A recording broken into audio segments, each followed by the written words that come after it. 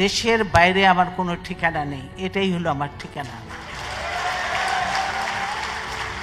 এই দেশ, এই দেশের মাটি, মানুষই আমার সব কিছু। অনেক দিন আপনারা দেখেছেন যে পরিবার থেকে আমরা দূরে রয়েছি,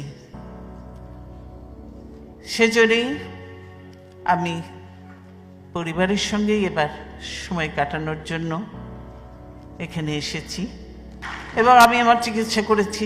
আল্লাহর রহমতে আমি ভালো আছি, সুস্থ আছি। এবং যদিও পরিবার তো বহুদিন পরে দেখা, কাজে তারা ছাড়তে চায় না, আরও থাকতে বলে। কিন্তু আপনারা প্রত্যেকে জানেন যে দেশের কি অবস্থা, এবং এই মুহূর্তে আমাকে দেশে যাওয়াটাও প্রয়োজন, সেজন্যই আমাকে যেতেই হবে।